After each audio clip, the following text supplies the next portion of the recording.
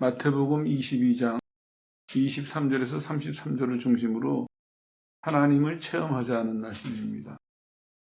아침 얘기의 연속인데요. 오늘 본문을 설명하는 도움이 될 것 같아서 그마저 마무리하고 설교를 할게요. 아침에 말씀드린 것처럼 아퀴나스의 영향 때문에 인간의 이성이 독립을 해버렸습니다. 마음대로 생각하기 시작을 했어요. 그러다 보니 이제 어떤 문제가 생겨났냐면은 모든 분야가 다 독립을 해버리는 것입니다. 신학은 신학의 방법대로 이해하고, 철학은 철학의 방법대로 이해하고, 미술은 미술의 방법대로 이해하고. 거기다 이제 단테라는 사람은 글 쓰는 사람이지만 이 사람은 미술가들을 본받아가지고 또 독립을 시켜버렸어요. 그래서 단테서부터 레오나르도 다빈치까지를 우리가 르네상스라 이렇게 읽는데 다 독립을 해버렸습니다. 근데 그게 왜 문제가 되냐 하면은 예전에는 통일된 생각이 있었어요. 비잔틴 시대만 하더라도 하나님과 하나님으로부터 말미암은 통일된 생각에서 신학과 철학과 미술과 또 더 나아가서는 우리의 생활과 이런 게 다 그 안에서 같이 지냈거든요. 질서가 잡혔어요. 근데 이게 다 독립을 해버리니까 본인들은 좋다고 생각할지 모르겠지만 삶이 엉망이 돼버리는 거예요. 철학의 기본적인 개념이 하나님은 누구냐, 인간은 누구냐, 우주는 뭐냐, 이 기본적인 질문이거든요. 이렇게 사람이 사람을 자신에 대한 기본적인 질문에 대한 답을 찾을 수가 없는 거예요. 이 사람은 이런 식으로 말하고 저 사람은 저런 식으로 말하고. 이게 무서운 겁니다. 미리 좀 말씀드리고 넘어가면 오늘날 우리가 이런 문제를 겪게 돼요. 이상하다. 왜 같은 신앙을 가졌는데 같은 하나님을 믿는데 왜 다르냐? 이 답이 여기서 나오는 거예요. 같은 하나님을 믿는다고 하지만 이 사람은 이 사람 방식대로 하나님을 이해하는 거예요. 저 사람은 저 사람 방식대로 하나님을 이해하고 같아질 수가 없는 것이죠. 이게 함정입니다. 내 방식대로 보는 거예요. 아퀴나스가 사람들의 이성에 자유를 부여하면서 이성이 독립했다고 말씀드렸죠. 그러고 나서는 금방 미술계에서 나타나게, 신학, 철학도 마찬가지지만 뭐가 나타나냐면 예전 비잔틴 시대만 하더라도 하늘에 속한 것, 거룩한 것, 계시, 상징적. 그래서 그것이 너무나 거룩한 거기 때문에 사람들이 사실대로 표현하지 않고 상징으로 표현했어요. 근데 놀라운 것은 상징으로 표현했는데 믿었어요. 근데 이성이 자유를 얻은다면은 사실적인 표현이 들어가기 시작했습니다. 그래서 미술이 제일 먼저 동원된 것 같아요. 눈에 보이는 대로 느껴지는 대로 정확하게 표현하기 시작했어요. 원근법이나 이런 게 다 거기서 나온 것입니다. 근데 이제 결과는 사람이 정확하게 보면 볼수록 어떤 문제가 생겼냐면 하늘을 잊어버리는 거예요. 하나님하고 멀어지는 거예요. 왜냐하면 내가 정확하게 보니까, 내가 정확하게 느껴지니까 그게 점점 자리를 차지하면서 이제는 하나님으로부터 말미암는 생각, 하나님으로부터 말미암는 판단, 관심이 없어진 거예요. 필요가 없죠. 왜? 나도 생각할 수 있고, 나도 판단할 수 있고, 나도 느낄 수 있고, 나도 결정할 수 있으니까. 이게 재앙입니다. 이래서 비판을 하는 거예요. 이런 문제가 생겼는데 오늘 본문에서도 똑같은 문제가 벌어지고 있어요. 이 사람들이 사두개인이에요. 잘 아시는 것처럼 이 당시에 이스라엘은 바리새파, 사두개파, 그다음에 에센파라고 있어요. 아주 극단주의들. 이 세 사람들이 종교 지도계의 주류를 이뤘어요. 그 중에서도 사두개파들은 주로 제사장 출신들이에요. 바리새인들은 평민들 중에서 잘 믿으려고 하는 사람들이고 사두개인들은 대부분 제사장들이에요. 그리고 이 사람들은 사회 부유층이에요.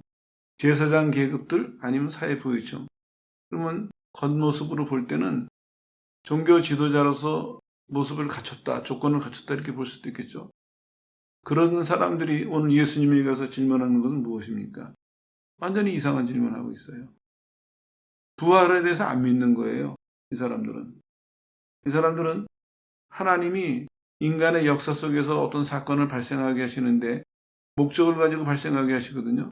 근데 하나님을 안 믿으니까 내가 느낀 대로, 내가 생각한 대로, 내가 판단한 대로 받아들이니까 전혀 모르는 거예요. 그러니까 부활을 믿을 수가 없는 거죠. 그래서 계대 혼인법이라고 신명기 25장을 근거로 해가지고 하나님이 이스라엘에게 가나안을 점령할 때 땅을 다 나눠주셨어요. 그리고 뭐라고 말씀하셨냐면 너희들의 기업이니까 내가 너희들에게 주는 유업이니까 대대손손이 물려받아라. 이 땅에서 내가 주는 땅에서 복을 받고 살아라. 이건 물르면 안 된다. 할 수도 없고 만약에 돈이 없어서 팔았다면 50년 후에 회년이 돌아왔을 때 도로 줘야 된다. 법을 정해놓으셨어요. 그러면서 따라온 법이 뭐냐면은 형이 죽었어요. 자식이 없이. 동생이 형수랑 결혼해가지고 아들을 낳으면 형 앞으로 해줘야 돼요. 그리고 자기는 또 따로 살 수가 있겠죠. 왜 그랬느냐? 그 땅을 지키게 하기 위해서. 하나님이 유업으로 주신 지파마다 족속마다 가문마다 집마다 하나님의 유업을 지키기 위해서고 또 하나는 그러므로 말미암아서 본인과 그에서 태어나는 모든 애들이 하나님의 언약 안에서 살게 하기 위해서 계대 혼인법이라는 것을 나중에 이름 붙인 거죠. 결혼을 위한 법을 만들어 놓으셨어요. 벌써 언제예요 이게? 광야 시대에서부터 지켜오던 법이에요. 근데 지금 사도인들이 뭐라고 질문합니까? 7명이 있었는데요. 아들 없이 다 죽는 바람에 이 여자가 7명하고 다 결혼했어요. 천국 가면 누구랑 살아요? 지금 이러고 질문하고 있습니다. 이 사람들이 하나님을 아는 사람들입니까? 모르는 사람들입니까? 모르는 사람들이에요. 그런데도 이 사람들의 지위가 뭡니까? 사두개파라고 해가지고 이스라엘의 종교, 사회, 정치를 주도하는 중요한 인물들이라는 거예요. 똑같습니다. 오늘도. 우리가 개인을 분석해 볼 때도 이상하다. 저 사람이 신앙이 있는데 왜 삶은 저러지? 저 사람이 하나님을 만났다고 하면서 왜 성격은 저러지? 이런 모든 모순과 이율배반적인 것이 바로 답이 여기에 있습니다. 하나님을 모르는 거예요. 예수님 뭐라고 그들에게 말씀하시고 있으십니까? 너희가 성경도 하나님의 능력도 알지 못한 거로 오해했다. 이게 예수님의 지적이에요. 원인은 그겁니다. 그 사람들이 어떤 지위를 갖고 있든지, 어떤 위치에 있든지, 어떤 역사를 갖고 있든지, 어떤 배경을 갖고 있든지, 그게 의미가 없어요. 하나님을 알지 못하니까. 하나님을 알지 못하니까 결국에는 자기네들이 가지고 있는 그 전통과 역사와 문화와 이 모든 것도 아무런 도움이 안 되고 오히려 예수님에게 엉뚱한 질문을 하고 있는 겁니다. 말 나온 김에 이거 매듭 짓고 넘어가죠. 예수님이 뭐라고 말씀하세요? 너희가 부활을 이해할 때 생각해봐라. 하나님 뭐라고 설명하셨냐? 나는 아브라함의 하나님, 이삭의 하나님, 야곱의 하나님 이렇게 말씀하셨다. 못 알아들었을 거예요. 이게 무슨 의미입니까? 이 사람들은 아브라함도 조상인데 죽었고 이삭도 죽었고 야곱도 죽었다 이렇게 생각할 거예요. 근데 하나님은 뭐라고 말씀하세요? 그들을 죽은 자로 취급하시지 않고 산 자로 취급하고 계세요. 왜? 부활시키실 거니까. 예수님이 죽으신가 부활을 통해서 이들이 부활할 거니까. 분명히 이 사람들이 믿기는 자기는 조상인데 분명히 죽은 사람이에요. 그런데 하나님은 산 자로 대하고 계세요, 지금. 마치 살아있는 누가 오면 내 아들이야 이렇게 소개하는 것처럼 나는 그 사람들의 하나님이야 이렇게 소개하시고 있는 거예요. 못 알아듣죠. 그러니까 사람들이 다 놀라는 거예요. 저게 뭔 소린가. 알아들은 사람도 놀래고 아 그런 의미였구나. 하나님이 부활에 대해서 눈을 뜨니까 아 그렇구나 놀래고 못 알아듣는 사람은 이게 무슨 소리야? 그럼 놀래고 다 놀래고 있습니다 지금. 오늘 우리 얘기는 여기서부터 출발합니다. 하나님을 체험하자 말씀드렸는데 원래는 하나님을 알자 이렇게 제목을 잡았었어요. 근데 사람들이 잘 이해하기가 어려울 것 같아서 바꿨습니다. 하나님을 체험하자. 예수님께서 지금 말씀하신 이유가 그겁니다. 너희가 성경도 하나님의 능력도 알지 못해서 오해를 했다. 이 말은 좀 설명을 해드려야 되겠죠. 여기서 이제 오해했다는 얘기는 이런 얘기입니다. 길을 잃었다 하는 의미입니다. 너희가 잘못 알았다 하는 얘기가 아니라 너희가 길에서 벗어났다 이런 의미예요. 그 원인이 뭐냐면 하나님을 알지 못했기 때문에 그리고 이제 같이 따라 나오는 질문이 뭐냐면 성경을 읽어보지 않았느냐? 들어보지 않았느냐? 이런 질문이 따라 나오거든요. 여기서 하나님을 알지 못했다는 얘기는 정확하게 번역하면 요거는 경험적인 지식을 얘기하고 있습니다. 보통 신약 성경에 보면 안다는 얘기가 몇 단어로 나와요. 대표적인 게 기노스코 하는 단어인데 그 단어는 사색을 통해서 객관적인 논리를 통해서 관찰을 통해서 안다 하는 거예요. 근데 여기는 어떤 단어냐면 오이데테스라는 단어를 썼어요. 요거는 경험으로 안다는 의미예요. 그러니까 너희가 성경을 들어도 받고 읽어도 받겠지.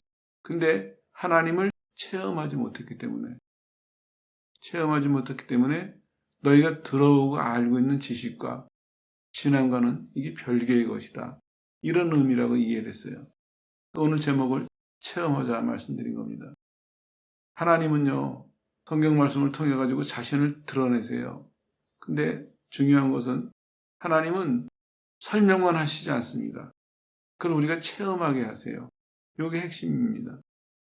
하나님을 귀로만 듣는 사람, 머리로만 이해하는 사람은 하나님을 오해하는 사람이에요. 알지 못하는 사람이에요. 하나님 하지만 그 사람은 길을 못 찾은 사람입니다. 그게 어디서 나타나냐면 삶에서 그대로 열매로 나타나요. 예를 들면 이런 거죠. 어떤 사람이 하나님의 사랑을 얘기해요. 근데 하나님의 사랑을 얘기하는데 본인은 난폭해요. 이건 공존할 수가 없는 일이거든요. 왜냐하면 하나님은 사랑을 이론으로만 설명하시지 않으세요. 고린도전서 13장 외워라 이렇게 하시지 않습니다. 하나님의 사랑을 이해시키신다면 그 다음엔 그 하나님의 사랑을 체험시키세요. 그래서 우리한테 인격적으로나 생활에서나 그걸 받아들일 수 있도록 다시 이제 역사가 좀 거슬러 올라가죠. 아퀴나스가 어떤 영향을 줬냐면은 이성을 분리시키는 바람에 사람들이 사람 중심으로, 사람의 사상 중심으로 변했다고 말씀드렸죠. 이게 신앙의 결국에는 나쁜 영향을 주게 됐어요. 뭐냐면은 이성으로 말미암아서 이론과 실제가 분리돼 버렸습니다. 그러니까 우리는 거기에 영향을 받아가지고 하나님은 어떤 사람은 이론으로만 알아가요. 사변적인 신앙이죠. 근데 성경은 분명히 하나님은 내가 어떤 하나님이라고 보여주신다고 그랬거든요. 하나님은 보여주시는 것을 근거로, 알려주시는 것을 근거로 믿어야 돼요. 근데 오늘날 많은 사람들이 어떻겠습니까? 내 형편이 어려우니까 그것 때문에 믿는 거예요. 이거 해결해 달라고. 내가 힘드니까 이것 때문에 기도하는 거예요. 이건 만들어낸 신앙이에요. 이거 두 개 연결하면 안 됩니다. 이게 다른 겁니다. 그 결과를 보면 알 수가 있어요. 사람은 이렇게 생각할지도 몰라요. 난 그것 때문에 기도하다가 체험했는데, 좀 이따 기도 다시 설명이 나오겠지만, 난 그것 때문에 기도하다가 체험했는데, 난 그것 때문에 은사를 받았는데, 근데 그건 오해한 거예요. 왜냐하면 하나님은 잘 믿으라고 주신 것이지, 이것 때문에 주신 것은 아닙니다. 길을 잘못 들었어요. 그런 것이 너무 많아요. 우리 신앙생활하는 가운데. 그 증거가 뭐냐면 우리가 쓰는 단어나 우리가 생각하는 것이냐 행동하는 것이냐 그대로 증명이 드러나요. 사람들이 모르거나 깨어있지 않아서 그렇지 실제로 깨어서 보면 하루 종일 한 사람의 삶을 관찰해 볼 때 엄청 많아요. 다시 말씀드리면 우리는 예수님 안 믿고 살면서 우리가 배우고 익힌 게 많아요. 근데 예수님을 믿게 됐어요. 법적으로는 신분이 옮겨졌어요. 그러나 이 사람 속은 어떻습니까? 안 믿었을 때의 그 습관과 안 믿었을 때의 기준들이 그대로 있는 거예요. 이걸 바꾸라고 성경은 말씀하고 있습니다. 너가 하나님의 자녀가 됐으니까, 하나님 백성이 됐으니까 이제는 하나님 백성답게 합당하게 살아라. 그게 그 말이에요. 이스라엘의 예를 들면 애굽에서 건지셨을 때 이 사람들 속에 뭐가 있었습니까? 애굽에서 살던 것들이 그대로 배어 있었습니다. 습관과 문화와 그런 것들이. 하나님이 40년 광야를 데려가시면서 그걸 다 빼내시는 거예요. 율법 교육을 통해서. 시내산에서 애굽에서 나온 지 바로 한 달쯤 돼서 율법을 주셨죠. 모세를 통해서. 그러고는 계속해서 그 율법 교육을 하시면서 하나님의 이러문이고 너는 이렇게 살아라. 이걸 교육하신 거예요. 정리하고 넘어가면 이렇습니다. 하나님을 체험해야 될 이유가 하나님을 체험하면은 기준이 달라져요. 우선 하나님에 대한 기준이 달라져요. 그 전까지는 내가 생각하는 하나님, 좀 더 넓게 말하면 한국 사람이 생각하는 하나님, 그게 한국 사람이 가지고 있는 신의 개념에다가 우리가 어디서 보고 듣고 느낀 그 하나님 개념하고 섞여 있는 그런 개념이에요. 이게 다 뽑아내야 됩니다. 다 바로잡아야 됩니다. 그래서 성경이 말하는 하나님, 하나님이 우리에게 알려주시고 보여주시는 그 하나님에 대한 이해로 이게 바뀌어나가야 돼요. 또 하나는 자기 자신에 대한 것이 달라져요. 자기 자신에 대한 이해가. 옛날에는 내가 살아온 것을 근거로 나는 이런 사람이야. 이렇게 평가했을지 모르지만 이제는 나를 구원하신 하나님을 근거로 나는 이런 사람이야. 자기에 대한 이해가 달라져요. 대표적인 게 이런 것입니다. 어떤 사람이 예수를 믿고 나서 제일 먼저 깨달은 게 그거예요. 아, 참 귀한 존재구나. 난 참 귀한 존재구나. 예수 믿고 갑자기 이 사람이 출세한 게 아니에요. 근데 왜 그랬을까요? 내가 하나님의 형상으로 지음을 받았구나. 예수님이 나 때문에 죽으셨구나. 성령이 내 안에 계시는구나. 내 정말 귀한 존재구나. 나는 여태까지 인간을 평가할 때 나도 그렇고 남도 그렇고 누구를 평가할 때 그 사람의 지위, 능력, 소유 뭐 이런 인간의 외적인 걸로 평가했는데 그게 아니구나. 하나님 앞에서 평가를 해보니까 그 사람이 하나님의 형상을 입었다는 이유로 예수님이 그 사람을 구원하셨다는 이유로 성령이 그 안에 머무신다는 이유로 참 귀한 인간이구나. 나도 귀한 사람이고 저 사람도 귀한 사람이구나. 인간에 대한 가치가 달라지는 것입니다. 이거 누가 외우란다고 외워주겠어요? 아니에요. 하나님을 바르게 할 때, 그 하나님을 바르게 할 때 그 하나님이 하신 일 중에서 가장 첫 번째로 구원. 그걸 근거로 인간이 자기를 포함해서 남에 대해서 인간에 대한 기본 이해가 바뀌어요. 태도가 바뀝니다. 그게 드러나는 거예요, 행동으로. 본인이 꾸미지 않아도, 노력하지 않아도 내 속에서 인간에 대한 이해가 바뀌니까 그 사람에 대한 태도가 바뀌겠죠. 그리고 살아가는 목적이 또 다 바뀝니다. 목적이 바뀌면 살아가는 모습도 바뀌게 되고 세상에 대해서도 마찬가지입니다. 예전에 이 아퀴나스의 영향을 받은 사람들은 플라톤적이죠. 이원론으로, 기계론으로, 운명론으로 그렇게 따라갔었는데 이제는 영혼만 귀한 것이 아니다. 내 육체도 귀하구나. 어떤 사람들은 이래요. 은혜 받았다고 하면은 신령한 사람은 육신을 무시해야 돼요. 이건 성경적이 아니에요. 정말 신앙을 제대로 가진 사람이라면 내 영혼도 귀하고 내 육체도 귀해요. 그래서 천국의 삶도 귀하기 때문에 이 땅의 삶도 귀하게 살아가요. 이게 끊어진 것이 아닙니다. 근데 우리나라에 요즘 좀 그런 게 좀 덜한데 예전 사람들은 아이 썩어 없어진 육체, 끝나버린 인생 하고 이 땅에서의 삶을 좀 소홀히 하거나 함부로 사는 사람도 있어요.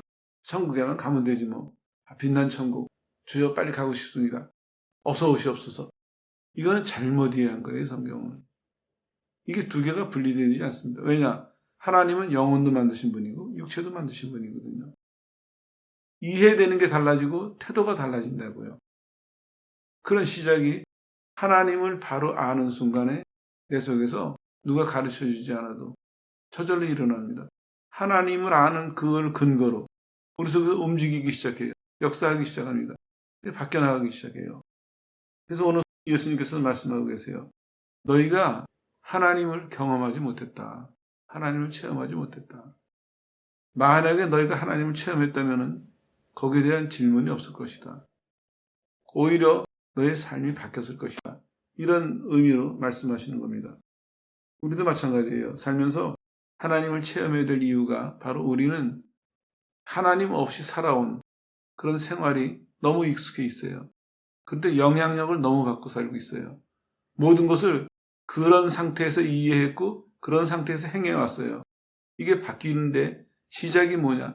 하나님을 바로 아는 것입니다. 하나님을 체험하는 것입니다. 그래서 하나님을 만난 사람들은요, 한결같이 똑같은 고백을 해요. 죄만 용서받는 것이 아니에요. 하나님이 나라는 존재를 받아주세요. 나라는 존재를. 그래서 죄가 용서돼서 지옥이 면한 것으로도 참 감사하지만 더 넓게 나라는 존재가 받아들여졌기 때문에 난 안심할 수가 있는 거예요, 이제는. 이제는 혼자가 아니에요. 같이 사는 거예요, 이제는. 하나님하고. 거기서 내가 만들어내지 않은 진정한 평안이, 진정한 기쁨이, 진정한 용기가 그게 생기는 거예요. 하나님과 같이 있기 시작하니까. 하나님을 바로 체험하기 시작하니까. 하나님은 그걸 주시려고 다 준비해 놓으셨거든요. 누구든지 하나님을 바로 알 때, 바로 체험할 때 그냥 따라오는 축복들이에요. 이 사람은 더 이상 방황할 필요도 없고 두려워할 필요도 없어요. 그게 언제까지냐? 평생에 내 안에 떠나질 않아요. 평생에. 하나님을 바르게 안 사람은, 바르게 체험한 사람은 이 사람이 살면서 실수할 때도 있고 약해질 때도 있을 거예요. 그러나 분명한 사실 하나는 절대로 쓰러지지 않는다는 것입니다. 절대로. 왜냐? 하나님을 체험할 때 이 사람 속에 뺏어갈 수 없는 확신이 생겼어요. 어떻게 해서든지 천국 가야 돼. 목숨 건 그런 게 아니에요.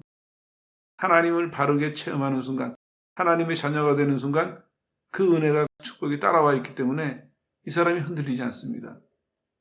그리고 평생을 살아가면서 본인이 잘했을 때나 잘못했을 때나 강할 때나 약할 때나 하나님 앞에 나아가고 하나님을 찾고 의지하고 그러는데 주저하지 않습니다. 설사 잘못했다 할지라도 주저하지 않습니다. 왜냐? 가면 해결되거든요. 하나님 앞에 가서 잘못했습니다 하면 해결해 주시거든요. 이 사람 주저하지 않습니다. 근데 신앙생활 한다고 하다가 본인이 좀 잘하는 것 같으면 용기가 나고 못하는 것 같으면 좀 두렵고 그런 사람은 아직 하나님을 체험하지 못한 사람입니다. 하나님을 오해하고 있는 사람입니다. 진짜 하나님과 하나님의 사랑을 체험한 사람이라면 이제는 영원히 없어지지 않을 확신이 있습니다. 마음속에. 이제는 변하지 않는다. 내가 구원받았다는 사실이, 하나님이 나랑 함께 계시다는 사실이 이건 변하지 않는다. 천지는 변해도 이건 변하지 않는다. 확신이 있거든요. 자, 이걸 배경으로 두 가지 점검을 해보죠. 여러분은 지금까지 살면서 여러분 자신에 대해서 어떻게 생각하셨습니까? 토마스 아퀴나스는 사람들을 영혼과 육신을 분리해버렸어요. 이게 플라톤서부터 쭉 내려오는 거지만 토마스 아퀴나스에서 꽃을 피웠죠. 분리해놨어요. 근데 르네상스가 나오면서 하나님은 곧이어서 종교개혁을 주셨어요. 그리고 뭐라고 바로잡으셨냐면 아니다. 나는 전인을 만들었다. 영혼과 육체를 나는 같이 만들었다. 그래서 나는 너희들의 영혼과 육체에 같은 관심을 가지고 있고 같이 사랑하고 같이 인도하고 있다. 하나님은 전인을 강조하고 있어요. 그러니까 하나님을 체험한 사람은 인간에 대한 이해가 바뀌는 거예요. 이 땅의 삶을 귀찮은 거, 힘든 거, 빨리 치워버릴 것 하는 것이 아니라 그게 천국을 귀하게 여기는 태도가 아닙니다. 천국이 귀하게 여겨지는 것만큼 똑같은 자세로 이 땅에서 삶에 충실해야 됩니다. 이게 전인에 대한 이해입니다. 하나님은 우리의 영혼과 육체 전체를 만드셨고 전체에 관심을 가지고 계시고 전체를 사랑하고 계세요. 우리도 하나님을 바로 체험하면 우리 태도가 바뀝니다. 여러분 한번 생각을 해보세요. 여러분은 여러분 자신에 대해서 어떻게 평가하고 있었습니까? 나는 누구냐 하는 질문에 대해서 무엇을 근거로 평가하고 있었습니까? 오늘 이 시간을 계기로 바꾸세요. 하나님이 우리를 만드신 것에 근거해서 예수님이 구원하신 것에 근거해서 성령이 내 안에 이제 영원히 함께 사시는 것에 근거해서 여러분 스스로의 인간에 대한 이해가 바뀌어야 됩니다.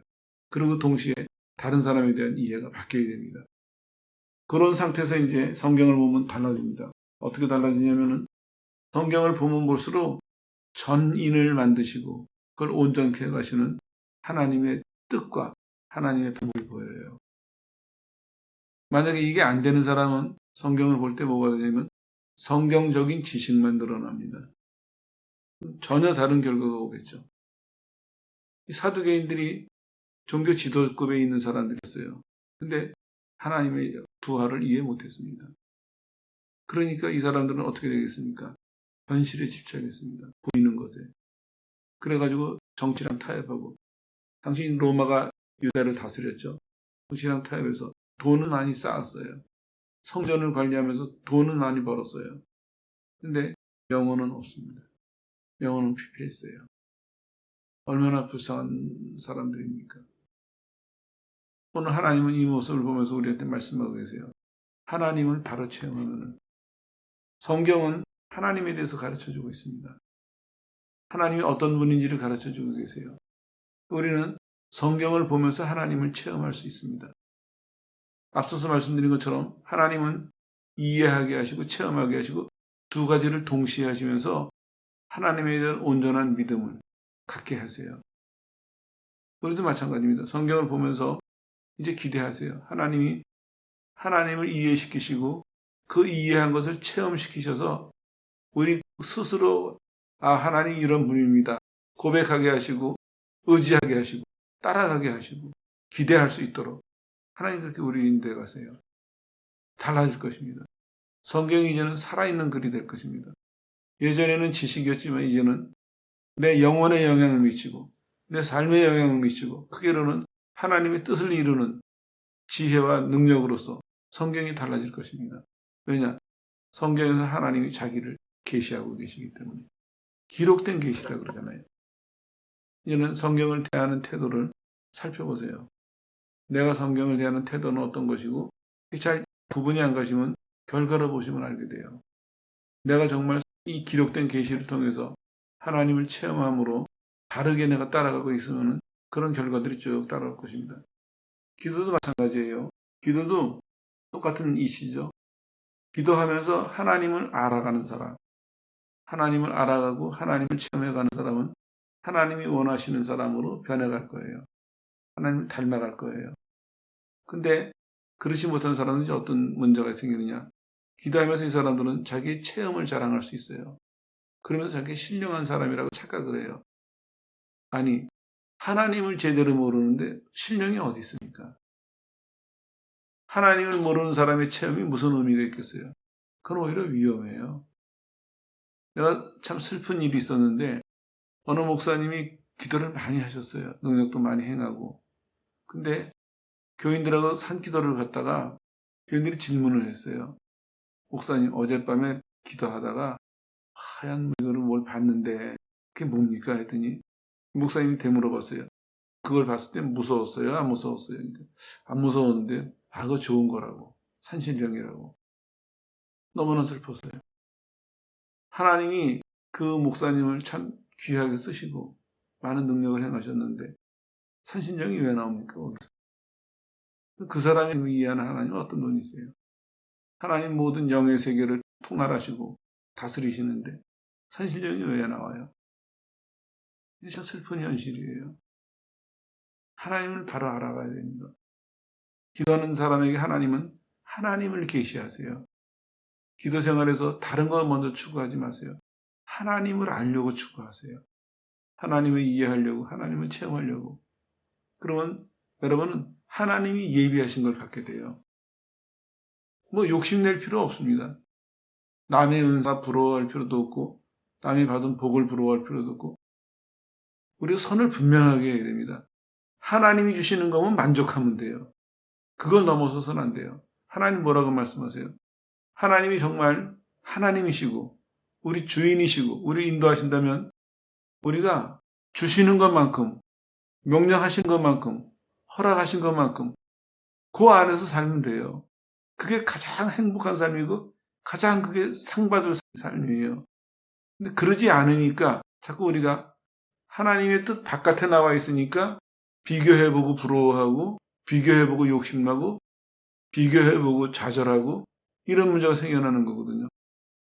기도하는 사람들도 마찬가지예요. 정말 하나님을 알아가는 사람들은 늘 만족해요. 왜냐? 기도하면서 하나님을 알아가고 그 하나님하고 동행하고 있으니까 나는 만족해요. 왜? 하나님이 나랑 같이 계시니까. 내 영혼도 만족하고 육신도 만족하고 내게 허락하시는 만큼의 삶도 만족하고. 근데 그러지 못하는 사람은 체험을 자랑해요. 더 많은 체험, 더 많은 체험, 더 많은 체험. 그래서 잘못되는 사람들 많이 봤어요. 욕심으로 구하는 거거든요. 그때 뭐가 됩니까? 사단이 틈타는 거예요. 그래서 하나님의 것이 아닌 것을 덥석 잡는 거예요. 좋아 보이니까. 이상한 소리 하고 다니는 거예요. 그래서 자기 신령하다고 얘기를 해요. 사기도 가보면 그런 사람들 많았어요. 또 마찬가지예요. 어떤 사람들은 그건 좀 다른 종류인데 나는 기도해가지고 받은 결과들, 축복들 그런 거 자랑하는 사람들 많아요. 사도계나 똑같은 사람이에요. 현실적인 사람들이에요. 보이는 거, 느끼는 거, 만져지는 거. 하나님의 뜻에서부터 벗어나는 첫걸음이 뭐였습니까? 인간 중심이었는데 그 방법이 뭐냐면 내가 지식이 부족해도 안 보이는 세계를 믿음으로 살았을 땐 참 인간이 행복했어요.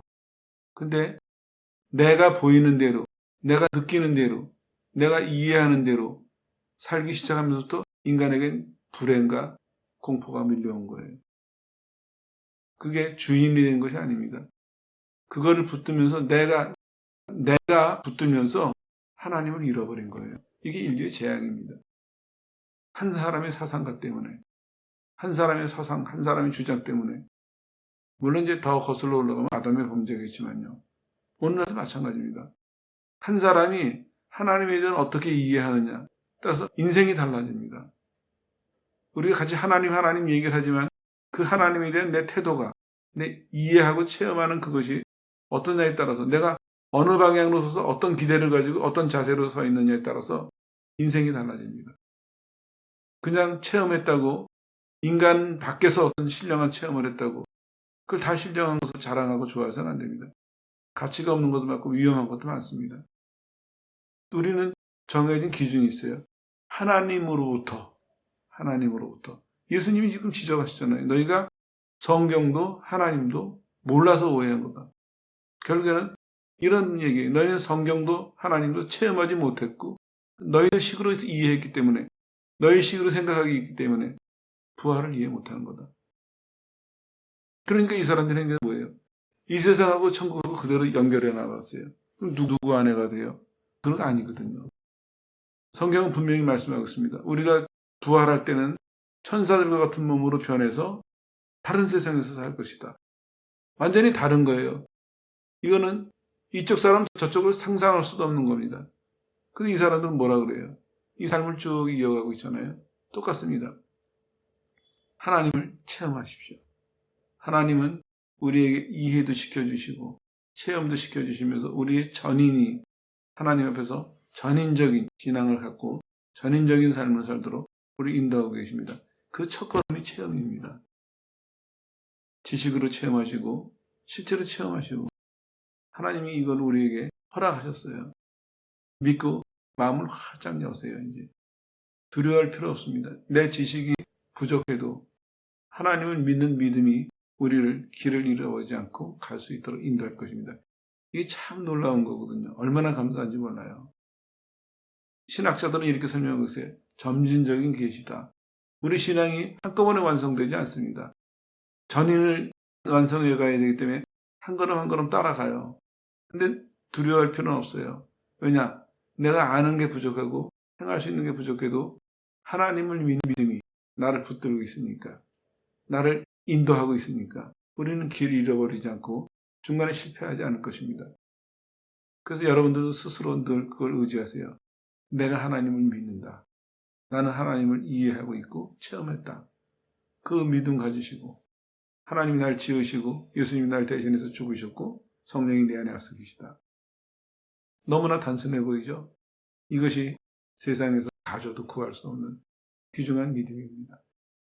이 믿음 가지고 이제는 여러분이 성경을 보거나 기도를 하거나 생활할 때 매 순간마다 하나님을 체험하는 신앙인들이 되어서 여러분들의 믿음이 날이 갈수록 더 성숙하고 견고해지고 하나님께서 허락하신 것을 풍성하게 갖는 복된 성도들 되시기를 주 예수 이름으로 축원합니다.